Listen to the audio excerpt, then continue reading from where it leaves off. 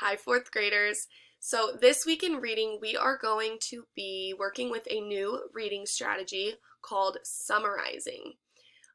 Good readers are able to identify the most important ideas in a text and put those ideas together into about a sentence or two um, that's able to tell what the text is all about in just one sentence or two sentences. And that's what we're going to be practicing throughout this week is summarizing information from text that we read. So, when we summarize information, we want to state the most important ideas briefly in your own words or in our own words. And briefly just means shortly. So again, just like a sentence or two. Nothing too long, not a paragraph, just something really short and sweet to give the general overview or basic idea of what the text is about. When we write a summary connects and sums up the important ideas in a text. So it takes the whole text and you just kind of break it down and just give the basic or general ideas, the most important ideas that we read. It also gives the general idea and omits most details. So again, because a summary is only a sentence or two and it's really brief and short, we want to leave out a lot of the details that don't really matter, and we want to focus on just the most important information, the most important ideas and details only. Summarizing information gives a general big picture about the text rather than retelling everything. So we can use summaries to sum up the big picture of the text instead of going back and rereading or retelling every single detail, you just give a basic overview or a general big picture. Okay, I wanted to share this with you because this helps me to remember how to summarize and what it means to summarize. So we have sum. S is for shorten because we shorten it. We shorten the text. We only use like a sentence or two. It's nothing super long. Otherwise, that defeats the whole purpose of summarizing, right? Because if you're going to write something super long, you might as well just read the text. So S is for shorten. U is for use your own words. When we summarize a text or any information, we use our own words. It's how you explain to someone else what the text is about. So it's important that you use your own words. And then M is for main ideas and important details only. Because remember, we're going to just omit or leave out any of the details and information in a text that really doesn't tell us what the text is about. It's just kind of like the added fluff or the added stuff into it. So we want to focus on just the main ideas and the main important details from the text that are going to help us to explain what the text is about. Okay, so before we just jump right into a text and practice summarizing information in a text, we're going to start off with pictures. So when we want to summarize information, the first thing we need to do is find the big ideas or the main ideas, the most important details, and then we can create our summary.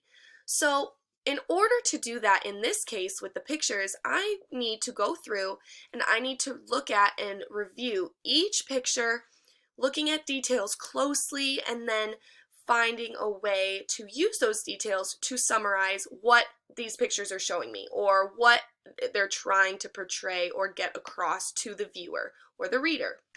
Okay, so I'm going to go through each picture and look at the details and find the big ideas, and then at the end I'll be able to put those ideas together and make a summary in just about a sentence.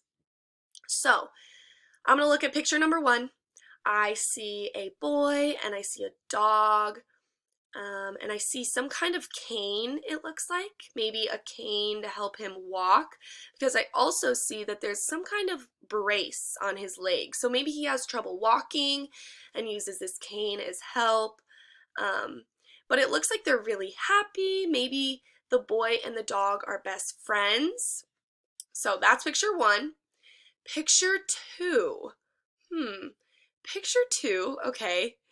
I see the boy and the dog again. I also see a ring of fire. Interesting. I see a ring of fire and I see a ball.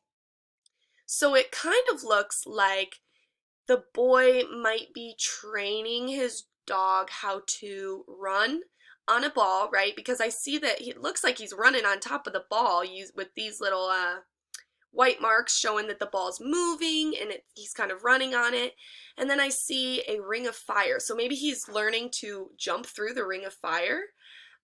So that could be this picture. The third picture, it looks like the dog is shooting some kind of commercial. Scruffy's dog food. I see a camera here that says TV. And then I see the dog, who maybe his name is Scruffy, or maybe that's his favorite brand of dog food. But he's holding a can of it and it looks like he's talking to the camera. So it kind of looks like he's filming a commercial almost. And then the fourth picture, it looks like, well, we have the boy and the dog again, the cane, similar to the first picture. They're kind of right where they started. But this time he's got something in his hand and it almost looks like a check for money. Okay, so I went through each picture and I kind of talked it through to myself, right? I looked at each detail and I kind of was able to figure out maybe what's happening in each picture based off the details that I see. And so using all that information, I'm going to try and summarize what all four pictures are about, right? Because they're all connected. They're all different, but they're all connected. And I'm going to summarize what all four pictures are trying to show me as the viewer. Okay, so before I summarize all four pictures into one sentence, I'm going to go back through and really figure out the big main ideas, the most important details from the pictures. So number one, I'm going to say the boy and the dog are best friends because they're happy together and it looks like they spend a lot of time together. Number two, it looks like the boy is training his dog to do some tricks and to film a commercial, maybe. So that's number two. And then number three, I see him holding a check. So it looks like they got paid for something. Maybe they got paid for his tricks or got paid for the commercial. Okay, now that I've gathered my big ideas, how can I put those together to make a summary in just one sentence? Summarize all four pictures in just one sentence. Okay, so fourth graders, my summary of these pictures would be that a young boy trained his really talented dog to do amazing tricks and film commercials and got paid for it. Period. That would be my summary. All I did was look at the pictures. I used the details that I saw and found the big ideas, and then was able to put those together to make a summary, just briefly explaining what the pictures are showing me. Now, your summaries might be different from what I just summarized because they are in your own words. When we summarize information, we use our own words. So, your summary is going to look different from mine. Mine's going to look different from Mrs. Morgan's. But that's okay. That's what summarizing is, right? It's using our own words, so it's going to look different. Now, we looked at pictures today. It was pretty basic, but I just wanted to kind of get a footstep into how we summarize information. So we looked at pictures, found the big ideas, and created one sentence summary. Tomorrow, we're going to dive into a text and how we can summarize text.